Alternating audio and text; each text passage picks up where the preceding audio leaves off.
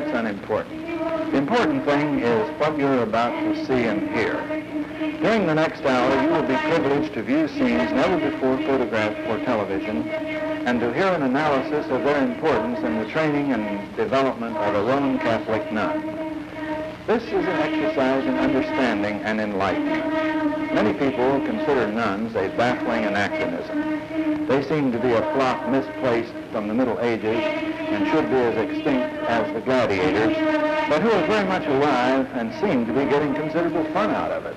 They're teachers and nurses, missionaries and social workers. But you know much of the work they do. This program concerns why they do it. Why they shut themselves up in a convent. Why they shun worldly goals and ambitions. Why they choose to be poor, chaste, and obedient.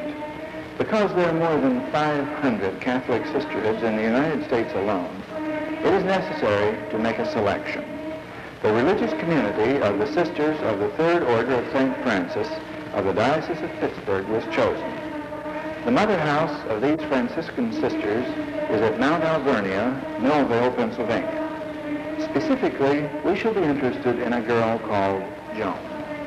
We begin our story with Joan in the 8th grade. She attends parochial school and is familiar with the teaching nuns and their work.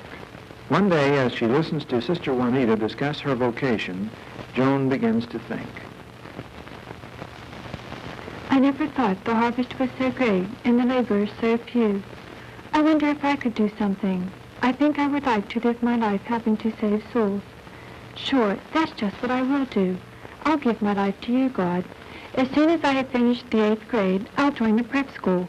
But what will Mom say and Dad? I don't even know how to tell them. How on earth am I going to tell her? I do hope she understands. Gee, I'm really scared. But I have to say something before I lose courage. Mom, I want to be a sister. I want to join a prep school, and I'll have to leave this September. What I mean is, I want to enter the convent, all right?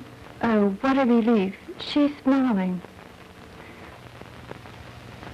Well, dear God, that's one done, but there is still one to go. Please do let Dad understand as Mom did.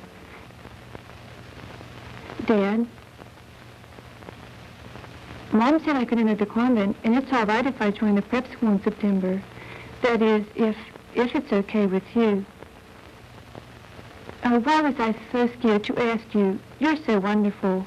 Of course my parents understand that nuns aren't odd people. They're just normal people living dedicated lives. The Sisters of St. Francis operate a preparatory school in connection with their mother house and novitiate at Mount Alvernia.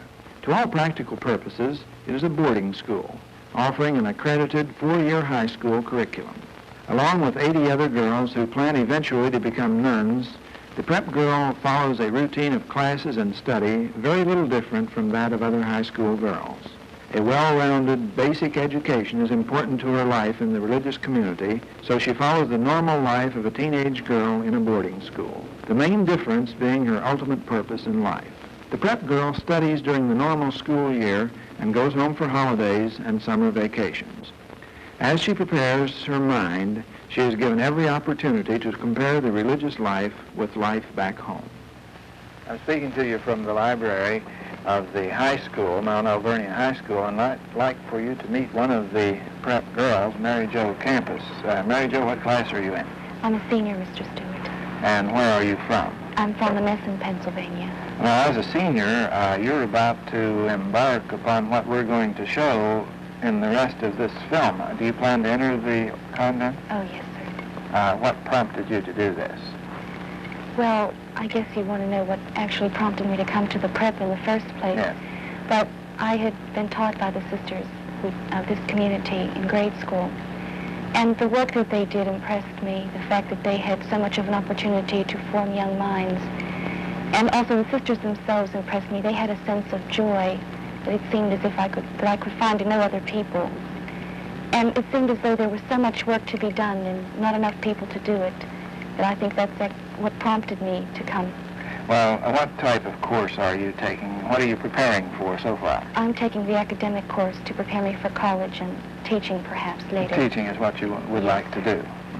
This is largely a teaching order, too, isn't it? I mean, yes, sir. Many teachers in There are mostly sisters. teachers, but there are also nurses, too. And you have seen the things here since you've been here that keep you wanting to continue on your path. Oh, yes, sir. We have much of an opportunity to observe the sisters and to see how they live and to do some of it ourselves. Some of those practices are introduced to us at the prep, and most of those have been very favorable, and I'm very pleased and edified. Well, now, we've been talking about your inspiration, and we've been talking about your study, and I'm sure that there must be the fun side of all of this, too. isn't Oh, there? yes, Mr. Stewart. Some of the prep's favorite moments are those she spends having fun with her sister preps. Friendly competition within the group provides a good time for all. Everyone likes to get into the act when it comes time for skating. Good luck and happy landings, preps. There's softball for the athletic, or lively music and singing for those who prefer this form of fun. And, of course, what teenager doesn't enjoy dancing? Matching wits in a game of cards often proves to be an occasion for advice from spectators. In all recreation, we enjoy being together, sharing our fun, knowing that time off leaves us better equipped for learning how to do God's work. Aside from services and prayers in the convent chapel, there are regular opportunities for religious expression. First of all, a nun is a good Christian. So the devotional life of those aspiring to be nuns is a vital part of their routine.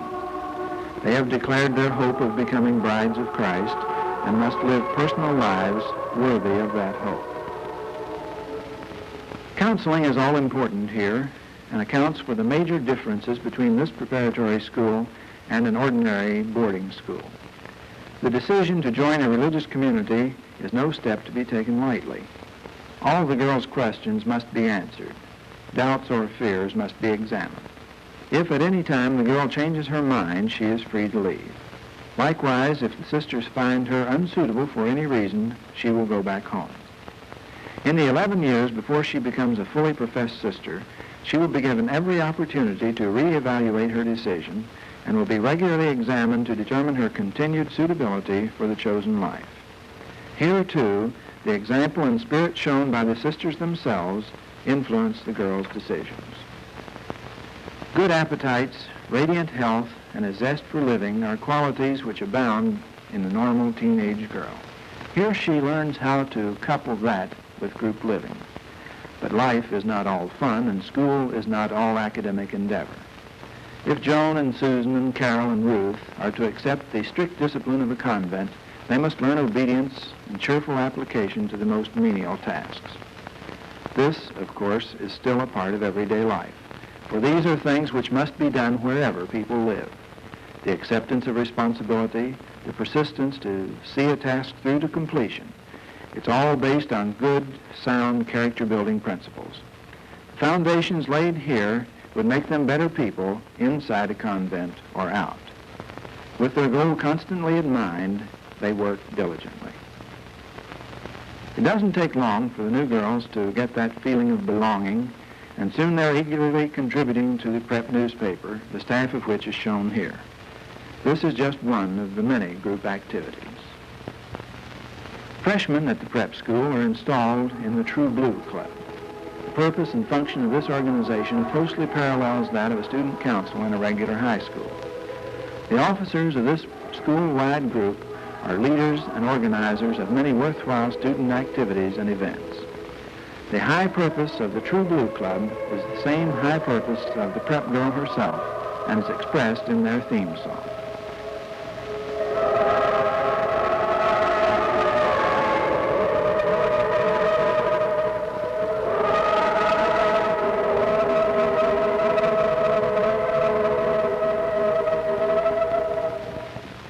As summer approaches, vacation packing begins. The graduating seniors pack for the last time. And these graduating seniors are faced with the next major step in becoming a nun. They must request admission to the Novitiate and begin their training in the convent. Upon graduation, Joan made this move. Joan made an appointment with the mistress of novices and went in for her interview. Not without apprehension, I might add. I really hate to see my prep days end. Yet I feel a thrill of joy at the thought of coming one step closer to my goal. for I now find myself asking admission as a postulant. When I think of it, I know it won't be an easy life, but then, when a young girl marries, all unpleasant things become a joy because she does them for the man she loves. So too shall I find great joy in working for souls, because I too will be working out of love, the love of God. The day has arrived for her entrance to the novitiate. With all doubts behind her, Joan is radiant. A few formalities and she will be in. Mother and Dad are here today. There are questions to answer and forms to fill out, papers to sign and agreements to be made. Parents must grant written permission for girls under 21 to enter this religious life. They must also agree that she may return home if she or the sisters decide it is best. The candidate herself must sign a statement that she takes this step of her own free will. Formalities over, Joan comes ever closer to life as a postulant. A postulant is one who seeks admission. Joan will be a postulant for 1 year. Things move fast on this exciting day. Now Joan must put away her pretty dresses, begin to wear black clothes and sensible shoes. As a postulant, she will not wear the same habit as a nun, but the severe styling will represent an abrupt change in personal appearance. From this day forth, her dress will set her apart from the world. Since setting apart is what Joan seeks, she greets each new step with enthusiasm. Dressed in her new clothes, the final step in acceptance as a postulant is her appearance before the superior to receive the small postulant's veil. In response to the question, "What do you seek, my child?" Joan says, "I humbly beg to be accepted as a candidate for membership in the Third Order Regular of the Sisters of St. Francis." As evidence of her approval, the superior places the postulant's veil upon Joan's head. As she leaves the room, Joan embarks upon a new life as an aspirant to the rule of St. Francis. She rushes back to the waiting room where her mother and dad see her for the first time in her new life. Goodbyes are said in the midst of laughter and tears. The superior joins the group to greet the parents and to assure them in words uttered long ago that the daughter they give to God is the daughter they will always have. Not all parents are pleased about having their child enter a convent, but the tears of Joan's parents are tears of joy.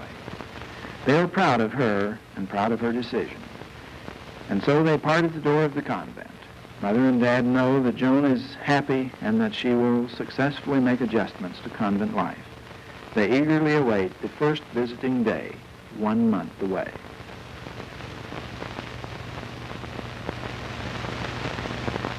I certainly feel different. It seems so strange that I'll never wear this yellow dress again, and I'll be wearing black for the rest of my life.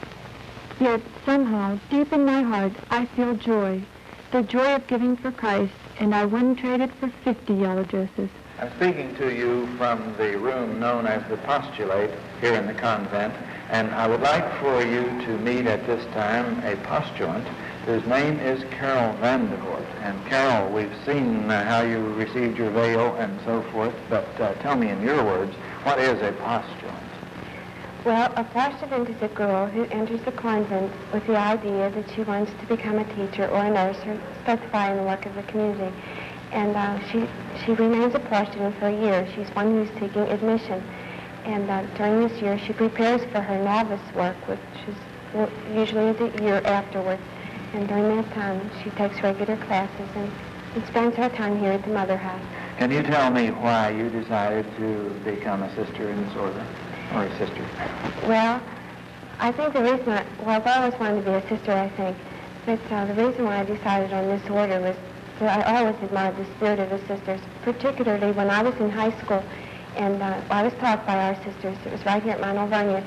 And I really did admire their spirit. They were very friendly, and they really practiced Franciscan joy. Mm-hmm. And how long can you remember wanting to be a nun? Well, I think since about the 3rd grade, when I was first taught by the sisters, I really admired them, and I think that's where I really first got my idea.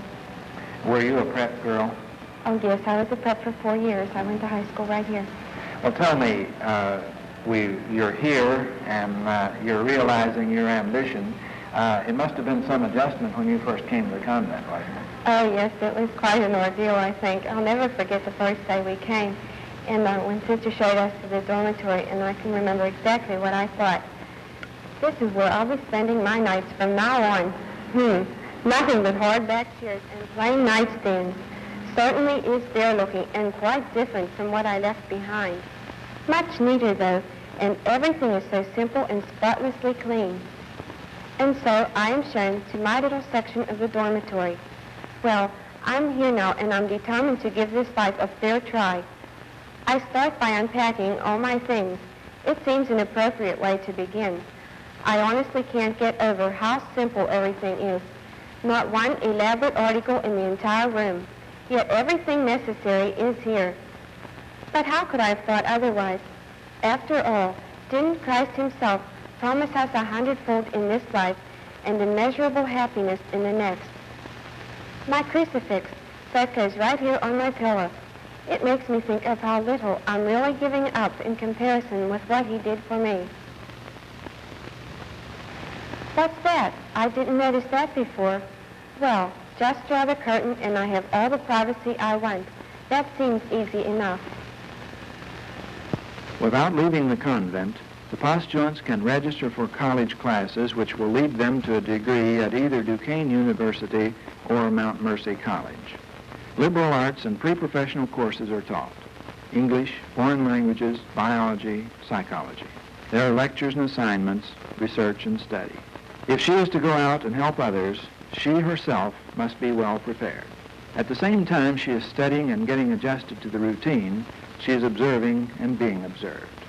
She has taken no vows, made no promises. She is free to leave at any time. Most any professed sister will tell you that her happiest days were spent as a postulant.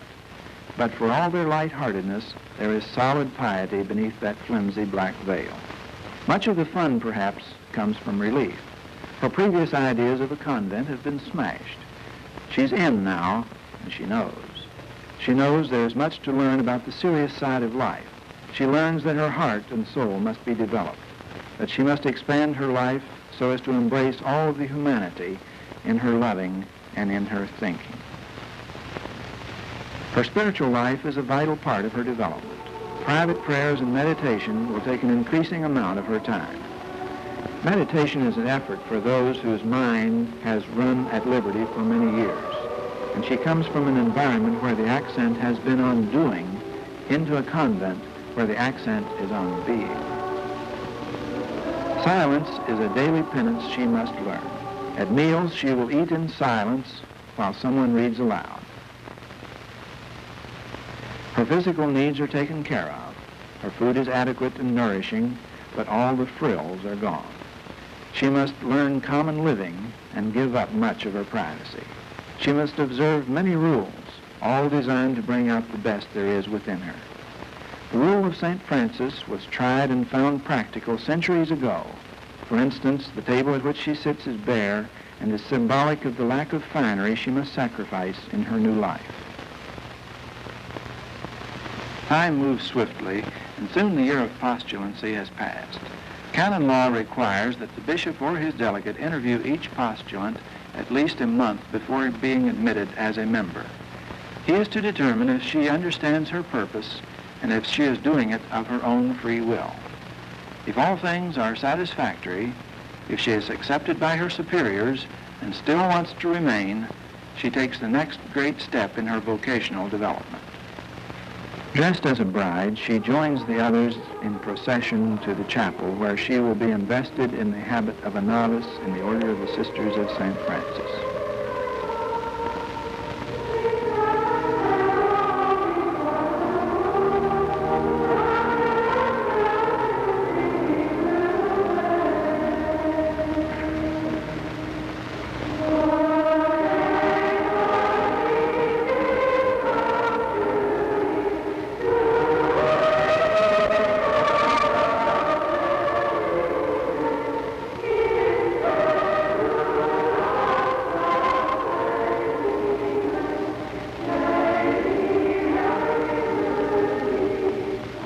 During a portion of the ceremony, she accepts from the then Monsignor, now Bishop Canaire, a lighted candle, symbolic of the purity of life she must lead and the burning love she must have in her heart for all mankind.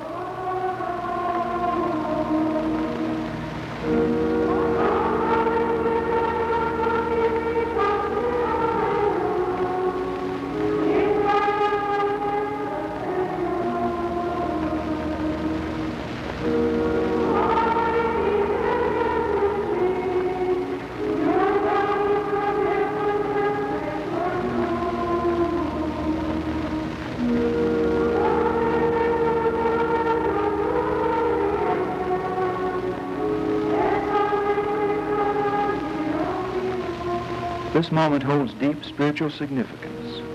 Earlier in the ceremony, upon interrogation, she has declared that she seeks the holy habit of religion and has the firm intention to persevere in religion to the end of her life.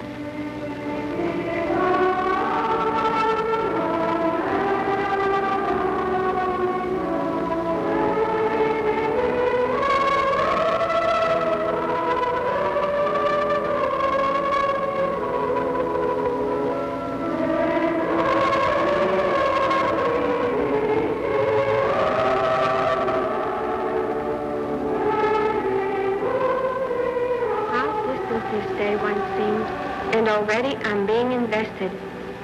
With the acceptance of the holy habit, I'll be looked upon as a spouse of Christ, a faithful, loving soul, ready to give my all for his greater honor and glory. I realize, though, that a religious habit does not mean a miraculous transformation. Rather, it will mean a hard, continual struggle with myself and with other temptations if I want to persevere in my ideal. The future may even hold difficulties and suffering, but all this can become a joy and bring peace if it's done for love. His guiding hand has led me to take this step, and if I'm willing, I know he'll lead me all the way. To emphasize to herself and those who witness this vestition ceremony, the bride prostrates herself before the altar and is covered with what is called a death cloth. This is symbolic of what takes place in the heart of the candidate. She wishes to die to the world and live for God.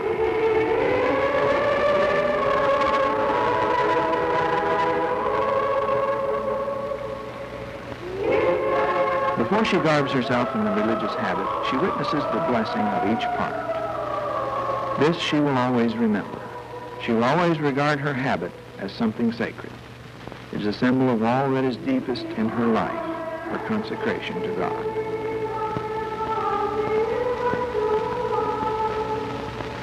As the priest intones, "May the Lord divest thee of the old man and his deeds, and root out of thy heart those worldly pomps which thou didst renounce at thy baptism," Joan sacrifices that which is every girl's pride, her beautiful hair.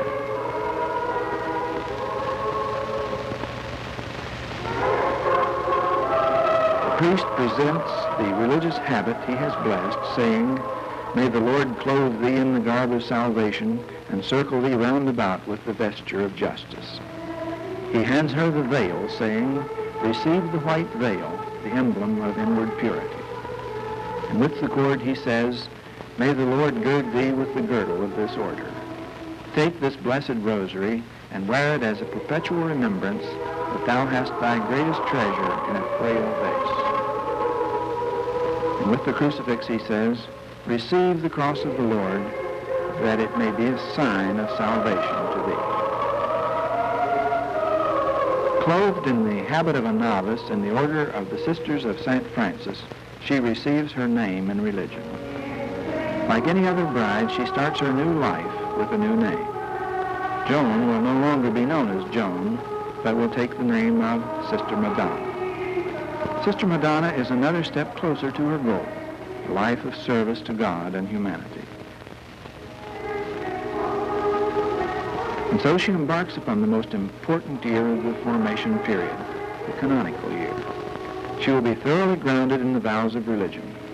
Each vow will be carefully examined so she will know what it is required by the vows of poverty, chastity, and obedience. She will study the life of St. Francis and try to imitate him in his great love for all men. She is becoming a Franciscan.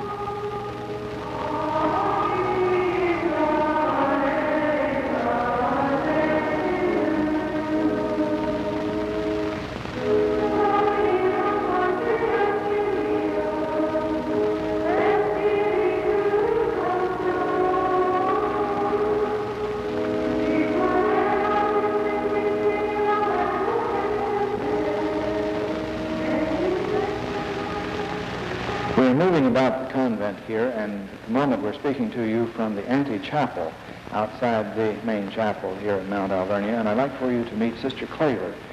Sister Claver is Mistress of Novices, and perhaps you can tell us what the Mistress of Novices does. What is your position in that respect? Well, I suppose the best way that I can answer that is to state my office as it is stated in our Constitution, which says that the work of the Mistress of Novices is to form the novices.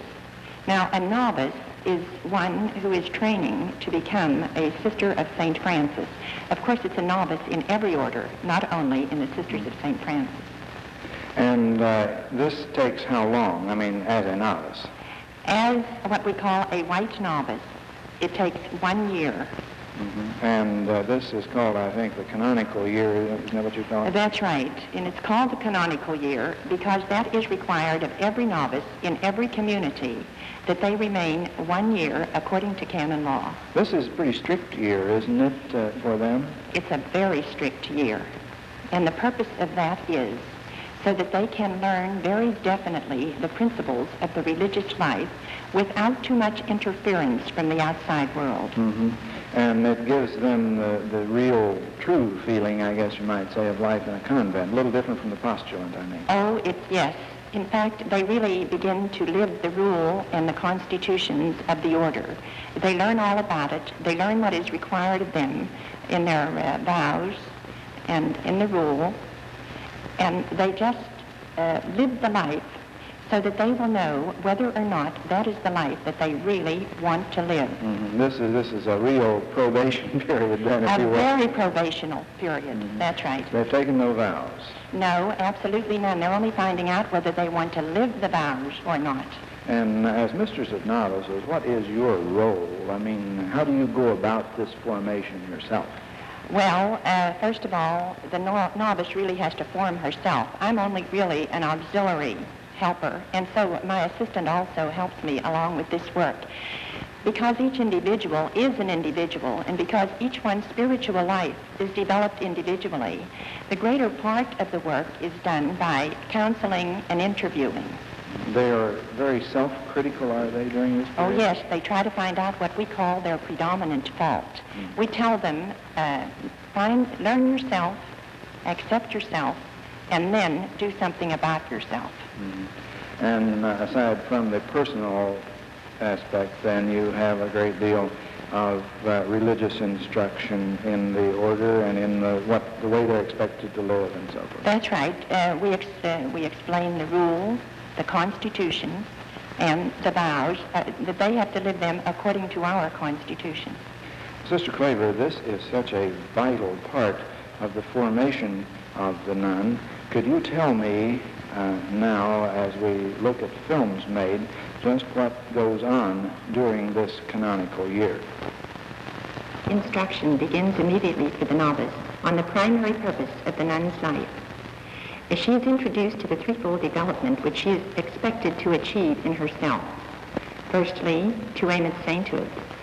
Secondly, to develop her God-given talents. And thirdly, to increase her appreciation of the fine arts, all in preparation for a life of service to others for the love of God. The sister is expected to develop into a woman who is saintly, a woman who is intellectual, and a woman who is cultured. The learning of the art of prayer forms the major part of the instructional program of the novice.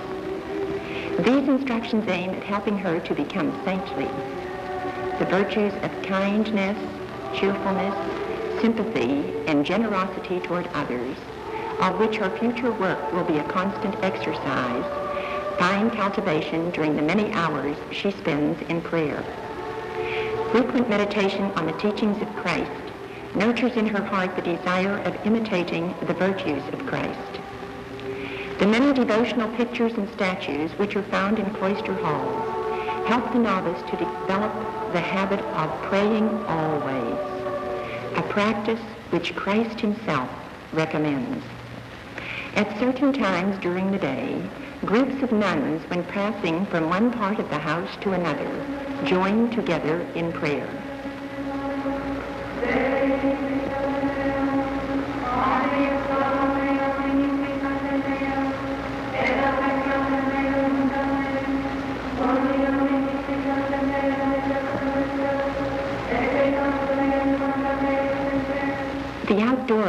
also provide atmosphere for developing the woman of prayer.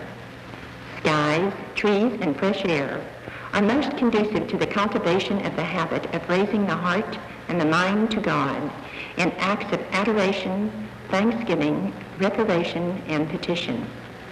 Prayerful thinking about those of the order who lived holy lives and who now rest in the beautiful convent cemetery gives added reasons to the novice for developing in her own self a true spirit of close union with God in prayer. The neighboring hills and distant views help expand the heart, the mind, and the soul of the novice, who is preparing herself to love the whole world. The forgetfulness of self in the thought of what she is hoping to do for others urges her on day after day. The spirit of prayer is not lost, even during the time spent in manual work. And there are all kinds of manual tasks for the nun: cooking, washing, ironing, and scrubbing.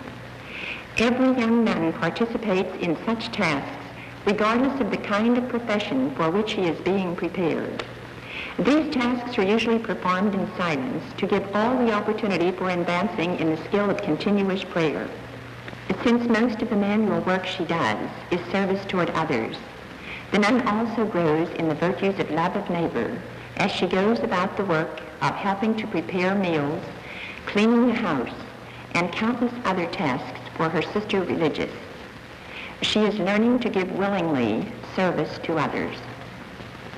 Some young women show a preference for this kind of work. If superiors approve, these sisters may devote their entire lives to domestic work. Only a small portion of the day is spent in manual work. The greater part is spent in intellectual development. The sister students are given adequate preparation for the teaching and the nursing professions. A full college program is part of this professional preparation. Classroom instruction, assignments, research, wide and intensive reading provide the means for the intellectual growth of the prospective teacher or nurse. In the first year of formation, these studies usually comprise English, history, language, philosophy, and theology. During the canonical or novice year, intellectual activities are usually restricted to theology, philosophy, and sacred music. The reason being that these studies are most closely related to the intensive spiritual development which is expected to take place during this 1 year.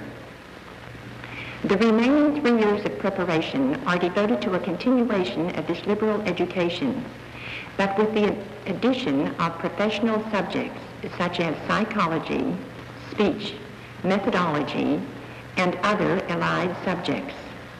Regardless of the professional concentration of the sister, she is expected to participate in all the cultural activities offered, and they are many. Through music and art appreciation programs, she develops a deep appreciation of beauty and truth. Interpretation of musical selections helps to lay a basis for a common understanding of other people's interests and accomplishments, thus opening up the way to a real appreciation of the cultures of all peoples. Informal group discussions of great books and masterpieces of art open up the mind of future teachers and nurses to that interesting world of people striving to find truth and surround that truth with beauty.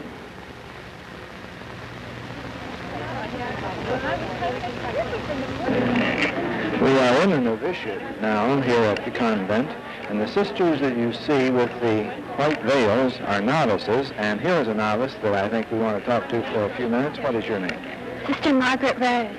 Well, Sister Margaret Rose, what is a novice?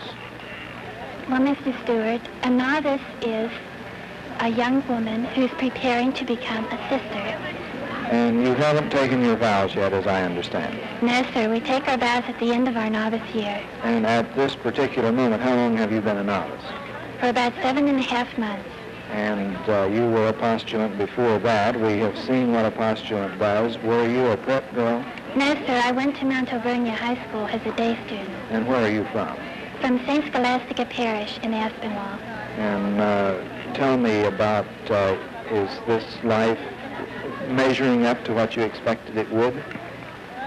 Well, when we were invested, Mr. Stewart, I expected that it would be quite different from life in the world.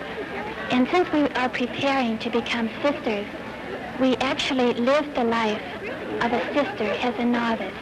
We live as though we were under the 3 vows of poverty, chastity, and obedience.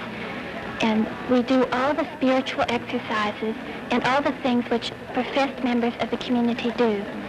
And in this way, when I was invested, I knew what I was getting into, and it has been just what I expected, sir. Do you like what I... Very much. You are under very strict discipline now, aren't you? Yes, sir. We don't see our relatives or friends more than a few times a year because canon law says that novices have to be cloistered. Well, now, this far along, are your intentions still to take your vows and become a sister as you planned? Yes, sir. You haven't changed your mind in any way? Yes, sir. Well, in the novitiate here, you really live, as we have said, a strict life, and that life is pretty well ordered by a routine and by bells. It seems like I hear bells around all the time. Yes, sir, it is. I can still remember the first time I heard the big convent bell ringing. I soon learned that it meant to stop or to begin something, and that all of life in the convent is regulated by bells. It has come to mean obedience to me. Bells call me to recreation. Recreation is an important part of religious life. Like St. Francis, I have found that nature is a playground in which I can become physically and intellectually refreshed. The real purpose of fun time in the convent is to refresh tired minds and bodies so that they can go back to God's work with new strength and vigor. I never thought before my entrance into the convent that nuns engaged in so many interesting relaxations, such as basketball, dodgeball, and other kinds of ball play. Skating is one of the favorites. None of us come away from these periods of fun and laughter without renewed energy for our intellectual and manual work. It is during times of preparation for a special entertainment, which often includes a dramatization, that I learn how much family spirit there can be in the convent. Working together with all the gives and takes offers many opportunities to practice cheerfulness with one another. St. Francis put it this way: what else are the servants of the Lord but his minstrels, lifting up the hearts of men and moving them to special gladness? Yes, the hours of recreation have a real purpose in convent life. After completion of her canonical year, the novice is ready to take her temporary vows and receive her black veil. After approval and acceptance by her superiors in the order, and upon her determination that this is still what she wants, she prepares to take her vows in the ceremony of profession. This ceremony includes the celebration of Mass. The religious life is necessarily linked with the idea of sacrifice. In the celebration of the Mass, the sacrifice which Christ made of himself on Calvary is renewed.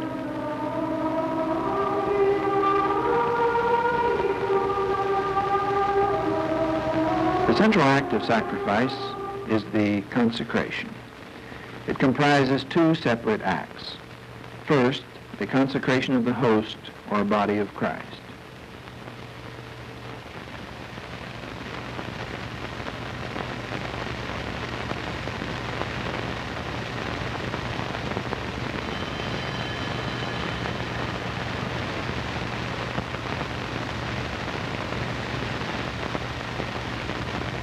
The second part of this central act of sacrifice is the consecration of the blood of Christ as contained in the chalice.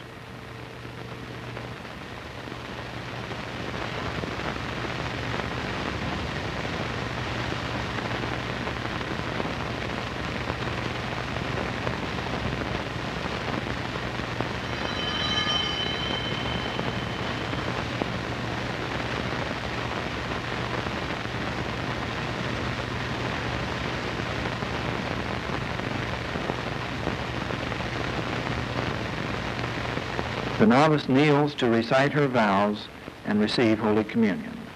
She vows to observe for 3 years the rule of the Third Order Regular of St. Francis, to live in obedience, in chastity, and in poverty.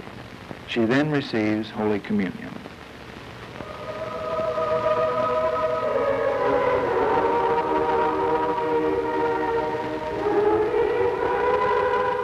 Jesus, I'm no longer a novice.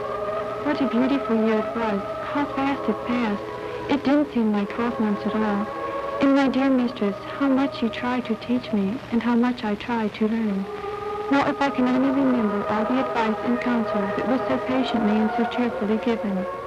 How good it is to look forward to many years in your vineyard, working with souls and trying with your help to save them. Let me be like the sower in the gospel, who scattered his seed on good soil so that it would bear much good fruit. Please do help me, won't you, Lord, to be worthy of this magnificent mission. Help me to realize that this rule book is my guide. I promise to live according to it, and I wish only to do your will. And I believe that your will is made known to me through my rule and my superiors.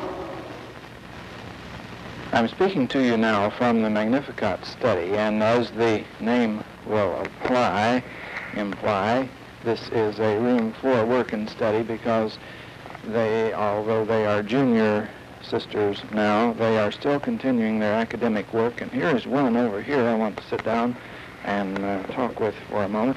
What is your name? Sister James Marie. Sister James Marie, where are you from? St. Wendland's Carrick. And I indicated that you are a junior sister. What does this mean? That means that we've already taken temporary vows. For how long? For 3 years, and then we'll renew them for 2 years, making a total of 5 years. And after temporary vows, you take perpetual vows. For life. Now, you had no vows. You were taking no vows while you were a novice. Yes. And now you are living under vows. Is there any difference? Well, you don't feel any difference because the religious life isn't something of the feelings. It's something of the will. You will it. And as a novice, you just led a life of let's pretend. You looked at the religious life and you said, I wonder if this is what I want. Well, on August the 13th, you said, this is what I want. And you pronounced your vows of poverty, chastity, and obedience and promised to live the rest of your life for God. And you will renew your vows and then take your perpetual vows. You have no plans for changing. No plans for change. And what are you studying? Right now we're studying educational psychology and history and literature and introduction to teaching. Mm-hmm. And that means then that you're going to go out and teach whenever you're through. That's right, Mr. Stewart. Mm-hmm. And do you find life now that you are a nun with the black veil and so forth, do you find it what you expected it to be? Yes, Mr. Stewart. We were never deceived in what the religious life was going to be. We were told that there'd be hard days, but in every life there's hard days, and you have to accept the little crosses. And when you learn to accept them for love, Christ's burden becomes light and his yoke sweet. Through the probationary period of temporary vows, study continues. This is Sister Madonna's 3rd year in college, so in her tiny, barren room called a cell, she searches out the answer to a difficult problem. Her work is now more intensely related to the profession she will follow. In the formation of a nun such as Sister Madonna, emphasis is first placed on spiritual development. The profession she follows, the work she does, is the fruit of her dedicated life, not its purpose. What she has vowed must now be proven by her deeds. She is not formed of different clay than the rest of us, and she is not free of the normal needs and common weaknesses we feel in ourselves. She has set her eyes upon perfection and is willing to spend the major effort of her life striving to reach her goal. But she will not shut herself off from the needs of the world. So she works hard at preparing herself for service to others. The road is rough, but she is eager. The majority of the Sisters of St. Francis follow the profession of teaching, and so their college curriculum must prepare them to become accredited teachers. This means all the regular courses in education and practice teaching. Some will teach in elementary schools, some in secondary schools. It depends upon the need.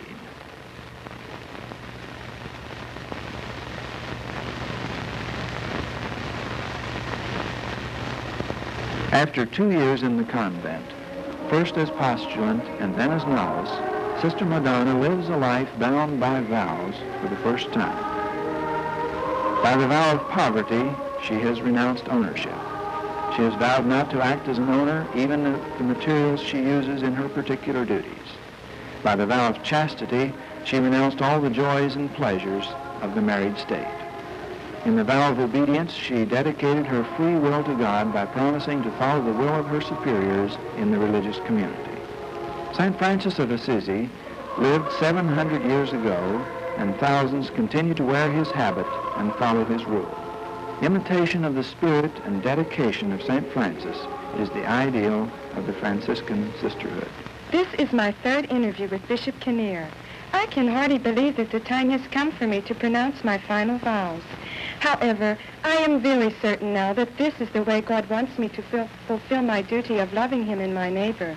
Bishop, who represents the church, asks me if I am making this decision to remain in God's service for the rest of my life of my own free will, and if I think that I will be able to fulfill all its obligations. With a happy and a gracious heart, I answer, yes, Your Excellency. Of my own free will, I desire to give myself to God forever, through the vows of obedience, chastity, and poverty. And with the help of His grace, I hope to be able to do whatever He asks of me. The ceremony surrounding the taking of perpetual vows is the same as that for temporary vows.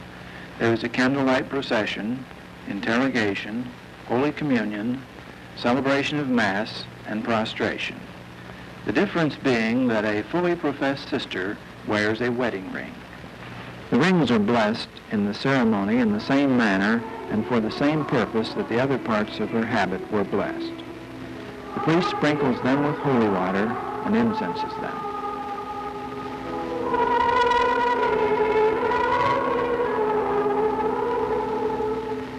Before celebration of the Mass, the sisters are interrogated concerning their intentions. Again, they are asked if they understand the vows they will take, if they understand the rules of the order and the obligations they are to assume. After the sisters have returned to their pews following interrogation, they advance singly to pronounce their vows.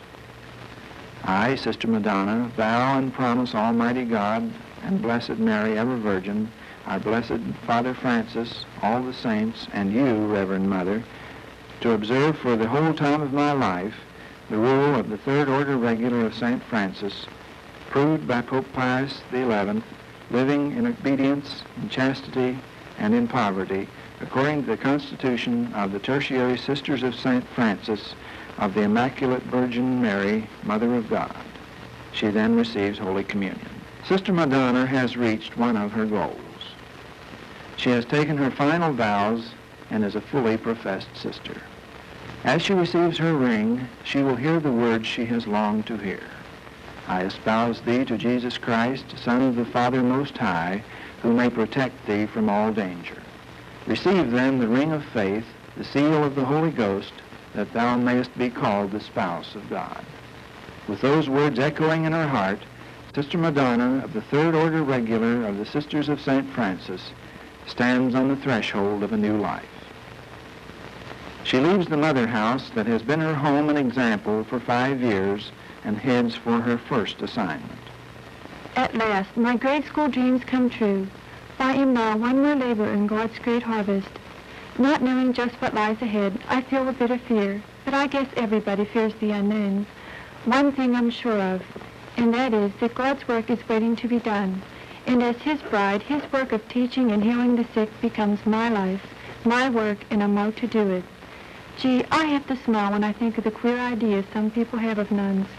They think we bury ourselves in a convent because we failed in the world or because our parents forced us in. I wonder if they believe that I'm here because I want to be here. The assignments to which Sister Madonna, or any sister, may go are varied. The Sisters of St. Francis operate 3 hospitals, and the work of the sisters there is vital. There is clerical work and accounting, and a variety of other possible occupations.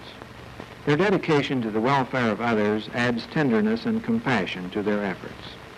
They tirelessly pursue heavy work schedules in the hospitals and in the schools where they teach. The sisters have 4 mission schools in San Juan, Puerto Rico, in addition to 35 schools in this area. I would like for you at this time to meet Mother Viola, who is the Mother General of the Sisters of St. Francis. Mother Viola, I have one question for you, which is appropriate perhaps to this program. After we have seen all of this development and these sisters who are coming into the order, why? Why is a nun? Why is a nun is a very simple question, and it can be answered very simply. Everything that we have seen transpire here with these young folks has been designed to prepare them for the works of the community. The works of the community are two main ones, the care of the sick and the education of the young. Now, these two works embrace an ideal that was set for us by the great St. Francis of Assisi. It was he who tried to include the entire world in his heart. And it was the great Gilbert Chesterton who said that Francis died of a broken heart, trying to get the whole world into it. We try to imitate Francis in carrying out that ideal. And this imitation that you're talking about, this is what develops the personality of the various religious communities. I notice that there is a difference, and I might say I like the personality of the Sisters of St. Francis, but it's this imitation of St. Francis that accomplishes that. That is very correct. It's the imitation of Francis who went about trying to carry out that mandate of Christ, love one's neighbor. And so the works of our community are designed to serve mankind. Let me ask you one other question, and that is, why is a Mother General? Why is a Mother General? A Mother General, of course, has a big job to do. But it isn't as big as it appears to be because of the very fine advisory staff that every Mother General has.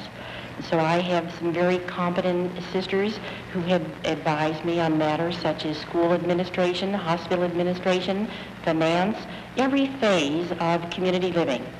And so the work of a Mother Superior becomes quite simple when she has all of these advisors to consult whenever a problem presents itself. Just a little technical question. Is there any difference between a Mother Superior and a Mother General? No, the difference is this. In some communities that have more than one province, then they have a Mother Superior for each province, a Mother General for all the provinces. We do not have provinces. So in our community, a Mother General and a Mother Superior are really synonymous terms. And about how many sisters and how widespread are these that you must supervise? We have a little over 600. And our work is done mostly in western Pennsylvania. We have a hospital in Georgia. We have foreign missions in Puerto Rico. And outside of that, our work is no further spread. And it takes a lot of sisters to do this work, doesn't it? It certainly does. And we have a lot of sisters who have come into the work doing a splendid job. I'm very proud of them. Thank you very much, Mother Viola. Retirement comes at no specific age. One sister taught school until she was 83. Sister Gertrude at the piano is active at 96. It is difficult to guess the age of a nun. They appear to be active and hardy many years longer than the average person. Here at Mount Alvernia, they return for retirement to the same place they started as postulants and novices. Advanced age, chronic illness, or convalescence from serious illness brings the sisters here. In addition to the recreation you see, they spend much time in prayer and meditation.